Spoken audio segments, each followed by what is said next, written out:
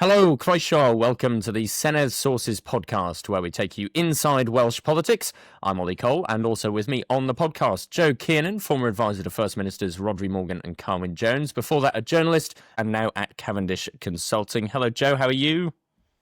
Morning. How are you doing this morning? Yes, all very well, thank you. And Craig Lawton, who is a political advisor and candidate for the Welsh Conservatives, now working at Grasshopper Communications. Hello, Craig. Hi, Ollie. Lovely to have you with us as ever. Now, on the podcast today, conference season continues. So what did the Conservatives have to say about Wales and what's in store for Plaid as they ride high in the polls? Plus, new plans to give you the power to sack your MS. And, of course, we have a WhatsApp number, so do get in touch throughout if there's anything that pops into your mind as we're chatting away. Your comments and questions, then we'll read them out in the next episode. We'll also use it when you come and join us for our live recordings in the future. That number, 0333 404 6507. That's 0333 404 6507. And start your message with the word Senedd. Or you can email us with your questions and comments as well. The email address is hello@senedsources.com. So, like I say, conference season continues. We've just finished the Conservative Party conference in Manchester, where I have been, and we've got Plaid Cymru on the way this weekend. I imagine there'll be fairly different vibes between the two, Craig. Yes, I imagine so. I think, for one, it was a party looking to find a foothold again, remind their members and their supporters, the ones that are still there, let's be realistic, why they should support them, and, for want of a better term, why they should continue to support the leadership. Of course, that's the Conservative conference. Very inward-looking, you could say, which is very strange and very different for normal Conservative conferences, it's fair to say. Plaid Cymru, which I'm sure we'll come on to as well a little bit later in the show, very outward-looking, which, again, I would say, as someone who's been to a few Plaid Cymru conferences, a little bit different from normal. I would say, actually, of all the Welsh Party conferences, Plaid Cymru is the one that often is the most inward-looking, in my experience. But with just 6 months out from a Senedd election, riding high in the polls, Rhun ap Iorwerth, their leader, has done an interview today in advance of that conference, talking about opportunities and expectations in government. They're very much going to be looking forward to what will be happening immediately after May 2026 and what they might put in place. And Jo, the Conservative conference, like Craig says, was about sort of Kemi Badenoch asserting her place as, the leader of the Conservatives, across the country, but not particularly focusing on the very, very, very quickly coming, Senedd elections, where the Conservatives really aren't going to try and bounce back in any way in the polls. It doesn't look like it's going to be a great set of elections for them. In fact, I think during Kemi Badenoch's speech, one mention of Darren Miller, and that was sort of it. It was sort of a fleeting glance at, oh yes, this is coming, but please don't judge me on May. So they're not sort of looking towards May as a big, totemic moment in the future of the Conservative Party. No, absolutely. I think this was about shoring up, trying not to hemorrhage further support. It was quite strange, actually, because it felt very subdued from the coverage that I saw. Heard that, even some fringe events were cancelled because there just wasn't enough footfall. That's not a good backdrop. But funnily enough, my view of the leader in particular kind of changed with that speech yesterday, because she started off doing a round of media interviews, didn't she, including regional ones. The ones that I saw her give to journalists here in Wales, she looked very unbriefed and unprepared, sort of not quite monosyllabic answers, but one-sentence answers, when usually you struggle to shut politicians up, don't you, when you're doing those. And so she also had that kind of boob where she said that Northern Ireland had voted to leave the EU. Things looked pretty dire, and I was kind of thinking Robert Jenrick would be rubbing his hands with glee at this point. However, I think that yesterday was a much more assured performance. I don't know whether she was more relaxed because she thought, what's left? I might as well just go out and do my thing. And so I think it was more relaxed, more personable than I've seen her in a long time. And of course, she had some of those rabbits to pull out of the hat, like scrapping stamp duty in England and Northern Ireland. So I think it ended on a higher note than she could have hoped for, really. And I did see some pictures of Robert Jenrick looking, a bit glummer than he started the conference weekend with.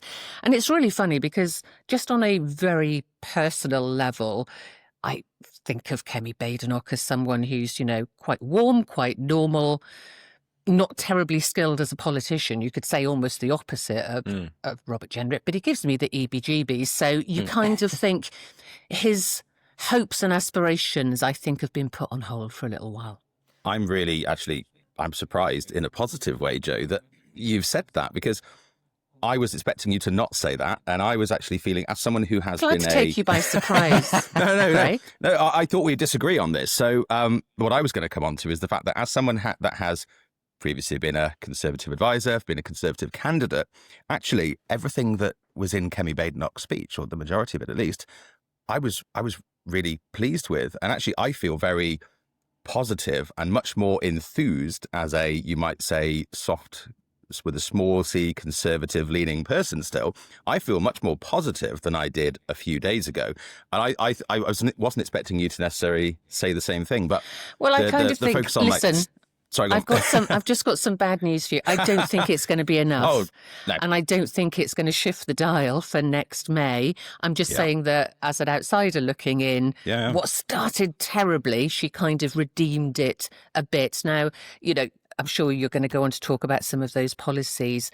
I don't think it's going to be enough to turn the dial before next May. There wasn't much in there for Wales, as Ollie's already alluded to. Anyway, you've got Darren Millar saying, I'll do the stamp duty thing if we get elected. He's not going to get elected. Let's be clear about that. No, I agree. It was a very non-devolved heavy speech, as kind of expect from Conservative leaders, to be fair. But for me, it wasn't so much what the actual policies necessarily were. It was the tone and the fact that there's a movement into what you might call more sensible politics, going back to Conservative values around the economy, for example, something which they haven't really been focusing on recently. So I thought it was very positive. I want to come on to divisions that are there that actually, because it was such a subdued conference, didn't necessarily come to the fore. But Ollie, you were there. So what was your take on the mood and the mutterings behind the scenes? Well, look, I think there's a famous quote, wasn't there, when Tony Blair won in 97, which was, the Conservatives aren't dead, they're just asleep. And, I think that was sort of the mood of the conference going into it, was very much, this is a party on the brink of extinction. And I think Kemi Badenoch probably did enough during that conference, and there was enough in terms of, a lack of division. Robert Jenrick was sort of on his best behaviour, despite being booked and followed from fringe to fringe, that actually by the end of it, we're not staring down the barrel of the Conservatives imploding immediately, going into another, leadership row again, a lot being... I actually thought, though, what was interesting about the conference was what was omitted rather than what was said, which was, reform are the biggest threat to the Conservative Party. That is where most of the votes from one party is going to the next. And reform really barely got a mention. Kemi Badenoch tried to avoid it altogether and talk them down as a sort of more socialist economic party, rather than an actual, opposition to the Conservatives. The other thing I thought that was interesting was actually the lack of talk about May's elections, whether that's in Scotland, whether that's in Wales, in that I think there is a suspicion in the Conservative Party that Kemi Badenoch's hopes no longer hinge on those May elections. I think they have been a little bit buoyed by how badly they've seen Labour perform in Westminster. And actually, when it comes to May, what's going to happen in the elections is not the story of, it's been a terrible rout for the Conservatives and it's been a terrible night for Labour, and therefore both are doing badly.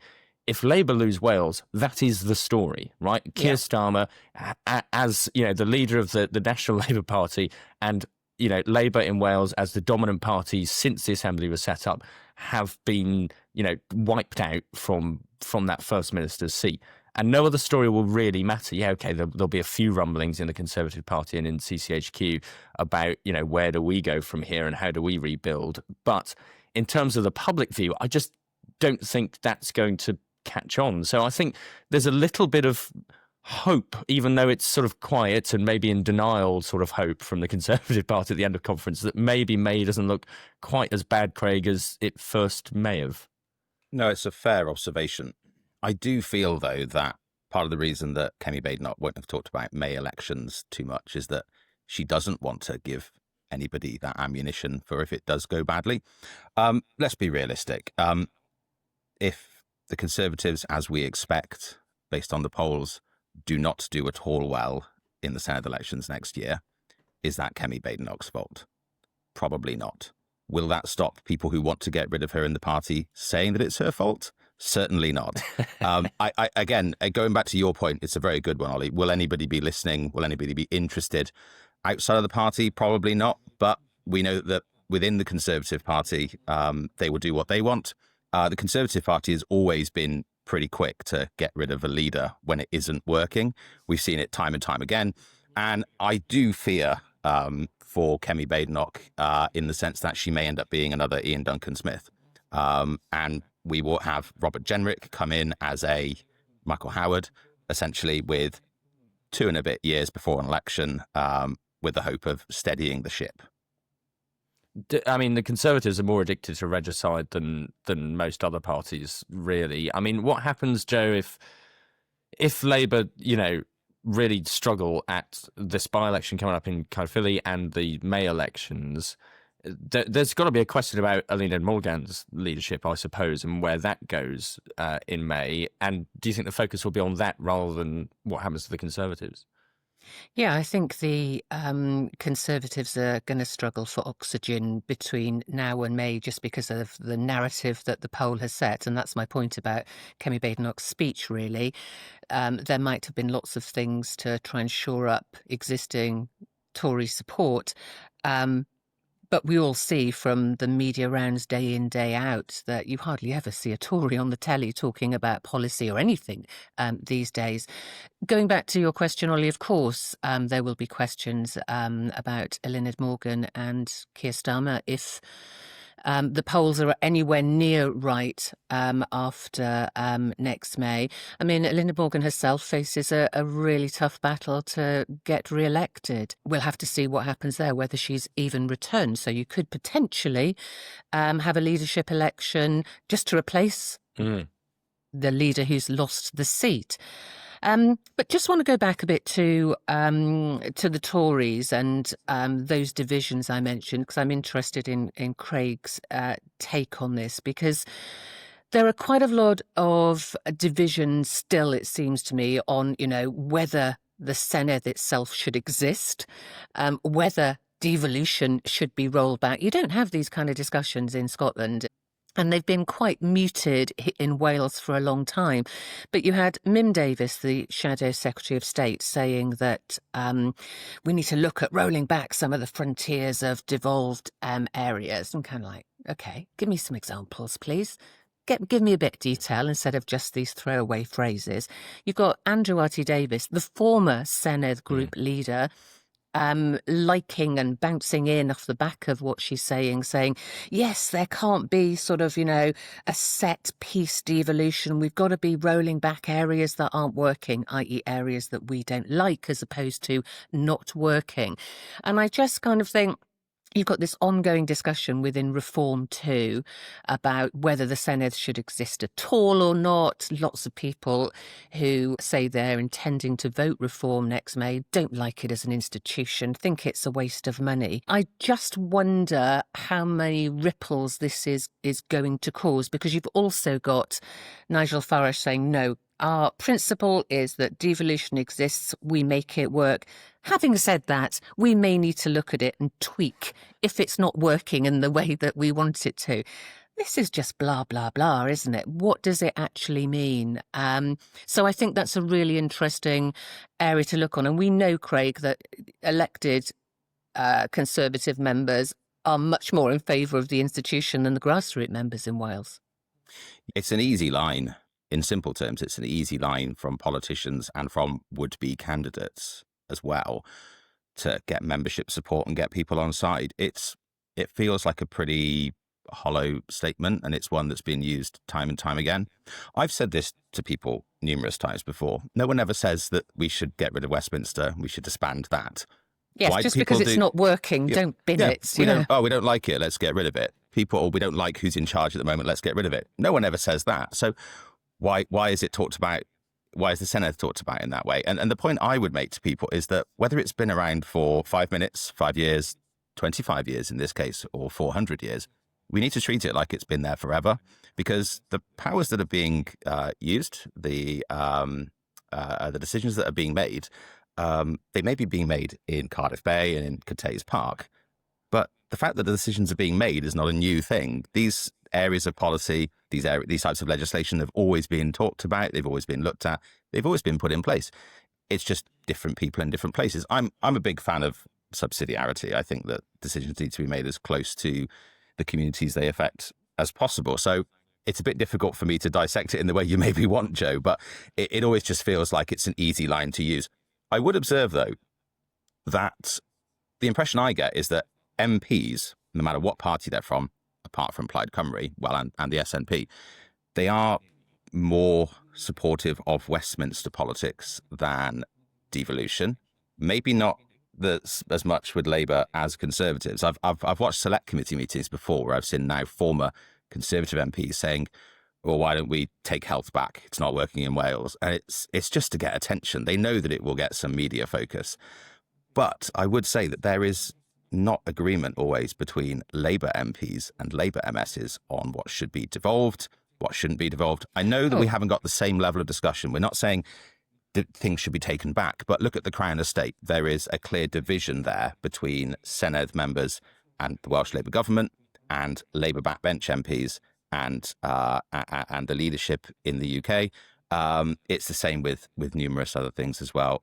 Devolution of justice, for example, is another example where the Labour Party is not aligned on this.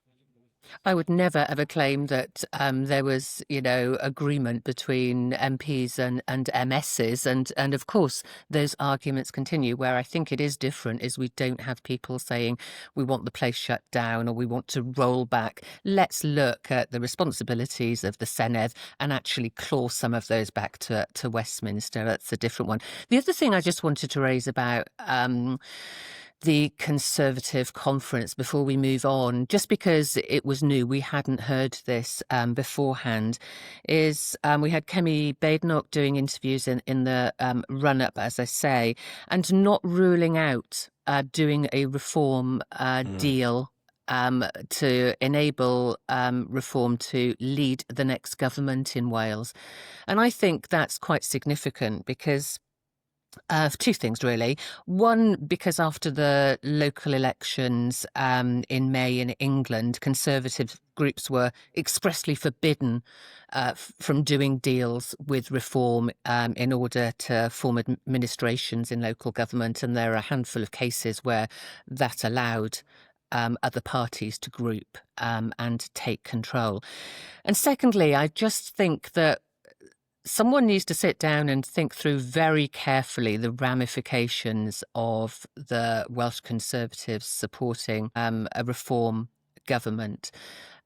Because we're seeing, we've talked already about how they're struggling for oxygen, getting that cut through. It does make you wonder, reform are already seen as sort of Tory light in some cases. We've had Sarah Atherton, a former government minister, former MP in North Wales, switching over to reform at the weekend. You kind of think, is there room for both of them? Are the Conservatives going to struggle to survive if they join forces with reform? What is the point of them? That's the question I'm asking, I guess. I would say that reform maybe aren't Tory light. I'd say they're Tory heavy. Maybe if we look at spectrums. No, I've thought long and hard about this. And look, Conservative Party's in a really difficult position. If they are going to pursue the kind of policies that reform are focusing on, I think your point is entirely valid. What is the point of them? They will get drowned out. They will be seen as not being as hardline as reform, not being as strong, and people will vote for reform. I would argue that if the Conservative Party wants to go in a slightly different direction, not change its tone entirely, but if it wants to move more to the centre ground again, there is certainly a place for them, which would define them in a different position. My question then would be, who's going to vote for them? So they're in a difficult position either way. And we only have to look at what happened with the Liberal Democrats in 2015 after going into coalition with David Cameron's Conservative Party. They were almost wiped out. So we know what happens generally to minority parties in coalitions. You could argue the difference and the example that doesn't work there is Plaid Cymru. However, I would say that, as we all know, they were not in coalition with Welsh Labour during this Senedd term. They've had a cooperation agreement, so it's allowed them some space to move and do things a bit differently. But generally, if you're the small party in a coalition, you do not come out of that in a good position. Lots more to come. What's in store for Plaid as they ride high in the polls and head into their conference this weekend? Plus, new plans to give you the power to sack your MS. And remember to subscribe on your podcast app, or you can watch us on YouTube. Search for Senedd Sources, where we upload full episodes for you to enjoy. You can WhatsApp us as you're listening with questions or comments, ideally using a voice note so we can play it on next week's episode. That's 0333 404 6507 and start your message with the word Senedd. We will be right back. This is the Senedd Sources podcast. Thanks for being with us today. And conference season continues. We were just chatting there about the possibility of a Tory reform pact in the Senedd, potentially after the results next May. And that, I think, is a strand that Plaid Cymru will be focusing on in their conference this weekend, Jo, because they are really now, as a marginal lead in the polls comes their way, trying to position this whole battle for the Senedd as a two-horse race. There is no point voting for Labour. There is no point voting for the Tories. If you want to make sure reform don't get in at the Senedd, vote Plaid Cymru will be the message this weekend, Jo. Yeah, and not just for next May, but the Caerphilly by-election coming up as well, because they're desperate for reform not to win that, because it just puts them in such a good position. And listen, this conference this weekend is a big deal for them, probably the biggest and busiest conference they've ever had. You've got, organisations clamouring to get in and exhibit and be there to talk to candidates. Very, very different, polar opposite to the Conservative conference that we've just been talking about. On the eve of a big breakthrough at the polls, though, there also is peril. Because Plaid are a very democratic party, and I'm going to be interested not just in the leader's speech and the lines that get churned out to the media, but I'm going to be interested in some of the debates that take place there, some of the motions from grassroots members, because traditionally they have caused ripples and caused some problems for the leadership. Now, whether everyone's going to be on best behaviour, because there is just so much at stake. And to be fair, I think as a party, they're very disciplined. But those debates worth keeping an eye on. Also, just how much independence for Wales gets a mention, because Rhys Llywodraeth has been incredibly... discipline's the wrong word, but he's not wanted to bring that to the fore. It's all been about bread and butter issues. It's about making lives better. It's about how they can perform better in government than Labour has for the last term. But that's not to say it's not a much bigger priority for some of their members who would like it talked about most. He's said already it's not an issue for the next 4-year term. It would be something to think about further on down the road. So they're treading this line really of wanting to set out their stall and convince those people minded to vote for them next time to stick with them, win some more votes in if they can, so that there becomes a differential between them and reform, but also not wanting to scare the horses. That's going to be very prominent. Jo, we've got to stop agreeing. I think when this podcast was started, the hope was that there might be some disagreement, but I've written down 2 words for what I'm looking for from Plaid Cymru conference: policies and dissent. I think that's exactly the same. I think so. Grasshopper at last Plaid Cymru conference, we hosted a fringe event where we talked about how less represented groups can be supported to get elected, and that was quite a good discussion. It was a wholesome discussion. It's a very positive one.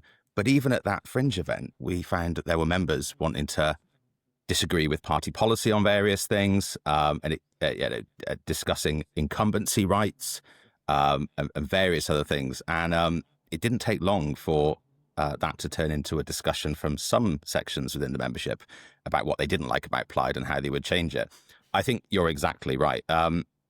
What the actual policies that are put forward, the motions that are put forward on the floor of their conference, but not just the motions, but ultimately what is said in the discussion around those is going to be very telling. I've always found with Plaid Cymru conference, more so than Labour and the Conservative conferences, it's more member looking often than outward looking.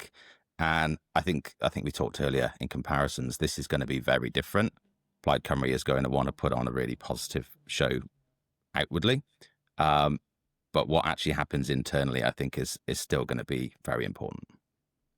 And this is the tricky thing about conference season, isn't it, Jo? It's almost easier to do a conference going into it while in the doldrums a little bit than going into it on a high, because everyone is looking out more for where they might chip away at you, and those.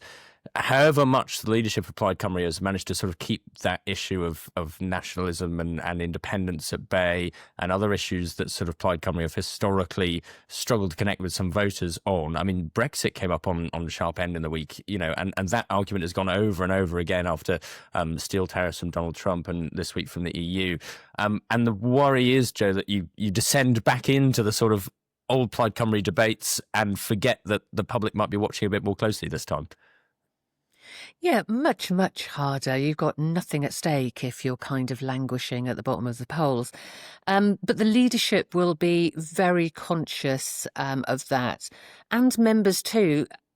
You've got to, as someone who's been working in and around politics since the very beginning of devolution, there was talk back in at the very first assembly, as was election, about Plaid having the breakthrough. Labour were in the doldrums. There was all sorts of issues about who was going to lead Labour down here, and it ended up being Alan Michael. There were allegations that he'd been parachuted in by Tony Blair at the time to have sort of, someone that he could, quote, rely on. Labour weren't doing very well. Plaid thought, this is our big chance. We're going to make massive inroads in the valleys, etc. And ultimately, it didn't happen. And I think, having been bitten by that experience, there will be more discipline in the months leading up to this. And yes, journalists are going to be crawling all over the debates, the fringes, looking for any sign of dissent, because that makes the story, doesn't it? We'll wait and see what happens, but I don't think we are going to see massive rows that are going to risk derailing them. And as I say, they have that Caerphilly by-election. It's a couple of weeks away. Anything really stupid now is going to have an impact on that potentially, isn't it? Yeah, the standout for me in the agenda for the 2 days of the conference actually is not the leader's speech. It's actually a Q&A with the leader. So on the Saturday, Elin Jones, Llywedd, and Rhys Iorwerth, the leader of Plaid Cymru, are doing a Q&A. And I will be really interested to see what type of questions Rhys gets from the floor. But also, I'll be very interested to see how well managed that is. We all know you can do a Q&A, but actually the cues are prepared in advance. You know what you're getting, and you know what your A's are going to be as well as a result of that. I remember being at a Welsh Conservative conference where Rishi Sunak came out and did a really good kind of like open mic thing where he walked around on stage and he took lots of questions. But actually, all the questions that were read out from the people, and they named who they were from, I knew exactly who every single one of those people was, and I knew they were prepared in advance. So I'll be interested to see not just what type of questions. Stage planning at conferences, Craig. Who'd have thought? I'll be interested to see what type of questions he gets, but also how well managed and how closely they keep that. Yes, yeah. Steady as she goes is going to be what they're aiming for. Absolutely, isn't it? For sure. The trick I've often found is if you go around fringe events at conference as a journalist, never sit in the seats they put aside for journalists, because those are the ones that they're going to avoid like the plague throughout the whole thing. I remember, you've reminded me actually, I remember being at a conference a long time ago. So Ken Clarke was doing a fringe at Conservative conference, and a journalist asked him a really difficult question. And he waffled away for about 10 minutes in his response and didn't give an answer to it at all. The journalist got really annoyed, got up and left. And then 10 minutes later on in the Q&A session of this fringe, he gave exactly the answer that the journalist would have wanted after the guy had gone. And I was there, it's great. The members have heard exactly what you want them to hear, but the journalist hasn't heard it. And this was probably pre-Twitter as well, so it wasn't like it was then all around on social media afterwards either. Fantastic. Well, look, that is going to be one to watch, definitely, that conference, because at the moment, Plaid are also laying into Labour quite heavily, Jo. You know, they are picking up on those comments by Alina Morgan at Labour conference. They are picking up on things that Keir Starmer's doing at Westminster, you know, and saying, look, you know, these are not people who you can trust with your vote. These are not, you know, people who are fit to run the Senedd. So they really are now sort of putting the squeeze on, particularly at that by-election, to say, look, if you want reform kept out, you can't trust anyone but us. So that is going to be a particularly interesting conference. And let's just move on to one other thing which has popped up in the Senedd this week, which is about discipline. And actually, a lot of this, oddly enough, has sort of, in the last couple of years, centred around Plaid Cymru, because Nerys Evans did that report called Project Pawb into the discipline in Plaid Cymru, and it found quite a lot of very, very stark bad behaviour. Adam Price had to go afterwards. And what came of it, I think, as a Westminster watcher, which I think sort of hadn't really sort of twigged in my mind, is that up until, well, still this point, Jo, there has been no way for an MS to sort of be sacked by their constituents, to sort of be told, you know, your discipline is beyond the pale and you've got to go and let's take this to another vote. That could be about to change, though.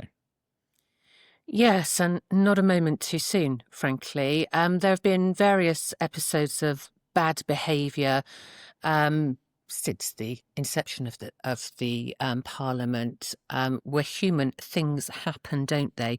I think the difference is on how you respond to that. And lots of us have been campaigning that we have a very toothless system at the moment. Bad behaviour happens, there are no serious sanctions. And so it just feels like it's not taken terribly seriously, particularly in incidents of, inappropriate behaviour towards women, or just bad behaviour in the way that Senedd members treat their staff.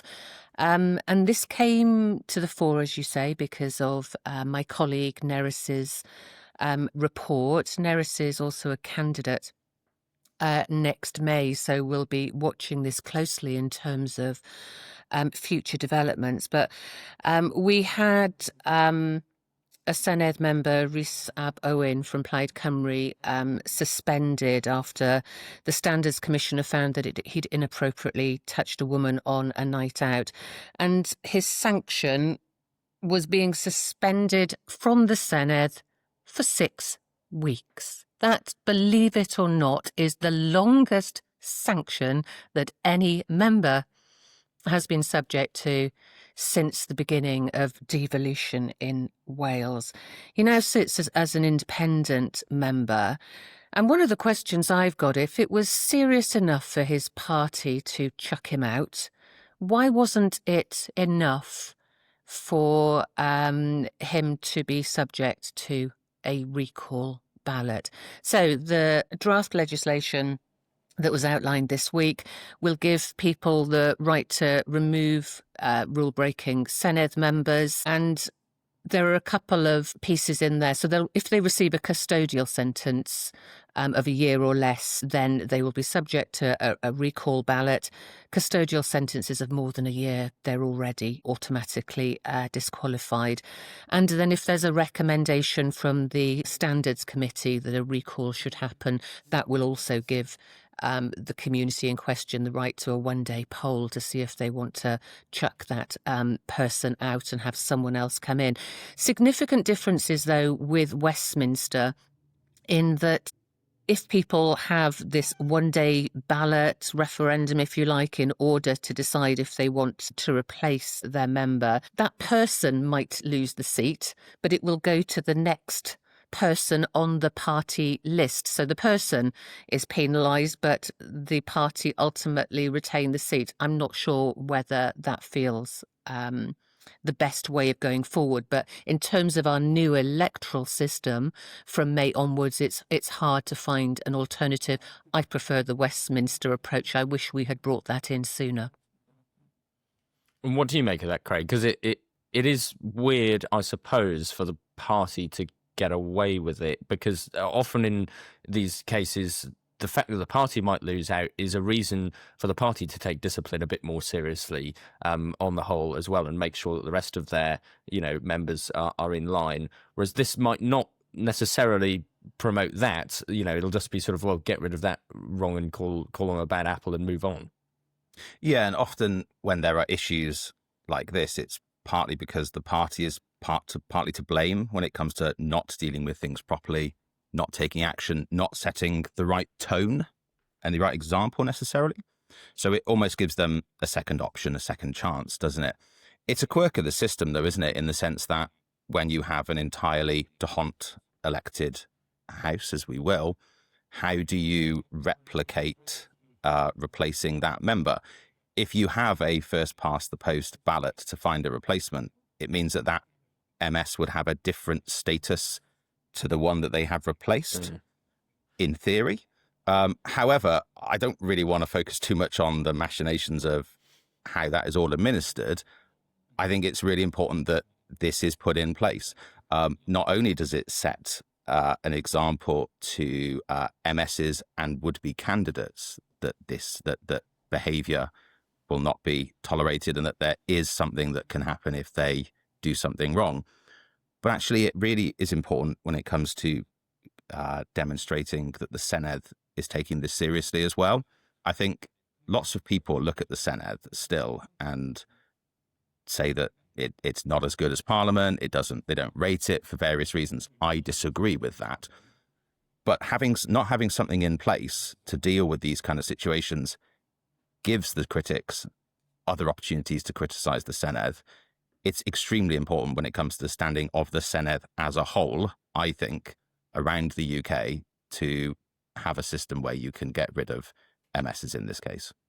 And just to add, Ollie, that a really important part of this is a statutory requirement to establish a standards of conduct committee, and to also have an independent lay member, or maybe more members in the future. This is critical because a lot of people feel that the existing commissioner has not used his powers to the extent that he might. They will be able to establish investigations themselves. And I just think that it's important, as Craig just said, that, we start the next Senedd term as we mean to go on, that there are certain behaviours that are not acceptable. We have many more members, so theoretically there might be more cases, but also we have we will have a lot of new members coming in. Half of the Labour group are leaving, retiring. Just by dint of that, you're going to have a large reform group, lots more Plaid members, etc.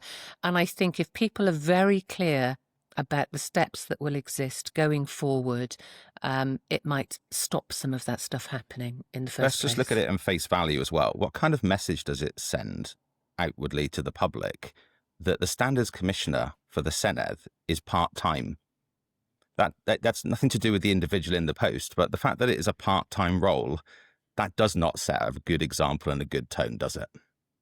No, quite. And like you say, Joe, with more members of the Senedd, after May, I suppose that is one guardrail against people hate politicians that sort of walk around with impunity and mark their own homework. And so if you're going to get more politicians, you need to get more robust about their behaviour. And that is one thing. Very well said, Ollie. That is one thing that I'm sure, the public will welcome. And Craig, that is baffling to me, the part-time thing. When I walk around Westminster, the Standards Commissioner in Parliament is wandering around Westminster every day as well. He's not sat behind a desk waiting for things to come to him. He is wandering around chatting to people and, understanding what is going on the ground. So to have those people and to have that board actually work out what is going on in the Senedd rather than just hoping and praying that if anything happens, it turns up at their door. That's a really important point, Ollie, because you hear a lot of bad behaviour that just never gets reported. People just say, "What is the point?"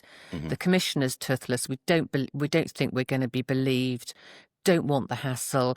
Don't want the person that I'm accusing of X, Y, Z to sort of belittle me. I might lose my job. All of these kinds of things that act as barriers to people calling out bad behaviour. So I think that this will change in the future, hopefully.